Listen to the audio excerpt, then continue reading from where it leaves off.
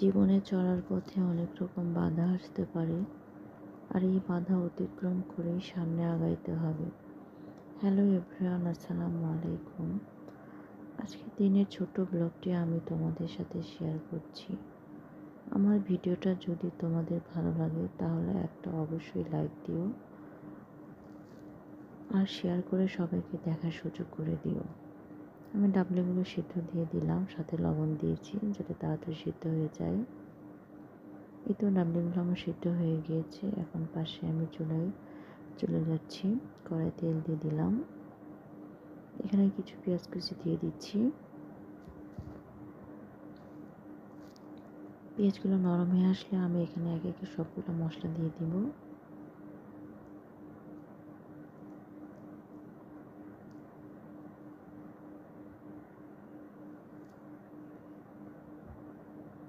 আমি কিছু টমেটো দিয়ে দিলাম, টমেটোগুলো ফ্রোজেন করা ছিল।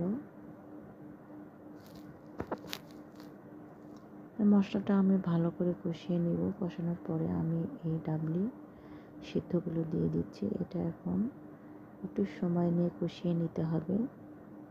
এটা যত বেশি কষাবে তত ভালো লাগবে। এখানে কিছু গরম মশলা দিয়ে দিলাম। তো বন্ধুরা, আবারও বলছি, আমার ভিডিওটা যদি তোমাদের ভালো লাগে তাহলে লাইক দিয়ে দিও, আর আমার পাশে থেকো।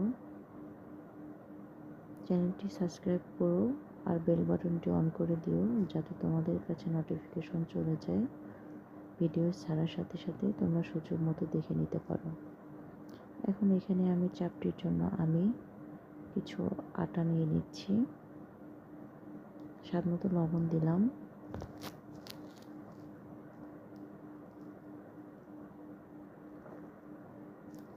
আমার কেন জানি রুটি থেকে চাপড়িটা খেতে ভালো লাগে। চাপড়িটা একটু নরম নরম লাগে, খেলে ভালো লাগে। রুটি কেন জানি একটু ড্রাই ড্রাই থাকে, আর ড্রাই খাবার খেতে আমার অতটা ভালো লাগে না।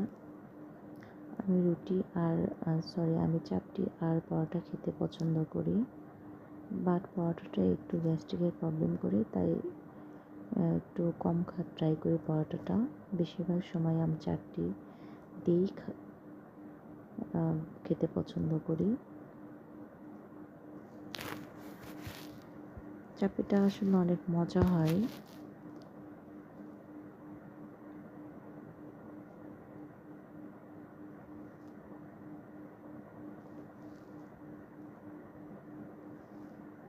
এটাই ছিল আমার আজকের সকালে সিম্পল লাইফ, সিম্পল নাস্তা।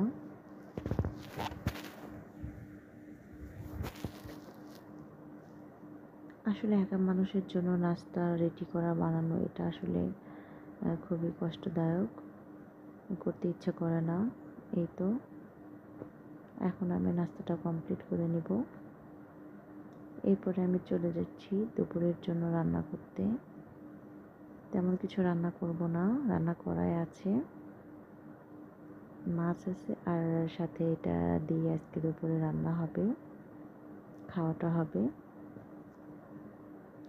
এখানে আমি পেঁয়াজ দিয়ে এখানে কিছু মশলা দিয়ে আমি এটা কষিয়ে নিচ্ছি। একটু আদা রসুন আর জিরের গুঁড়ো দিয়ে দিলাম। এরপরে আমি আলু আর বেগুন কেটে রেখেছিলাম, এটা আজকে আমি ডিম দিয়ে রান্না করছি। আমি পরিমাণ মতো পানি দিয়ে এটাকে আমি একটু কষিয়ে নিচ্ছি।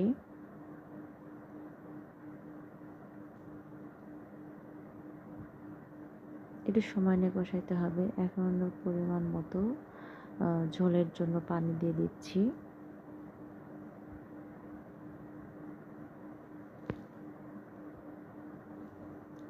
এখন এটা বলক ওঠার পরে আমি এটাতে ভেজে রাখা ডিমগুলো দিয়ে দিব।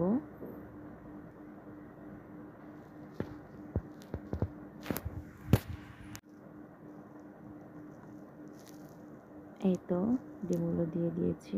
এখন এটা আমি নামিয়ে ফেলবো। এই রান্নাটা আসলে অনেক মজা হয়, অবশ্যই ট্রাই করবেন আপনারা।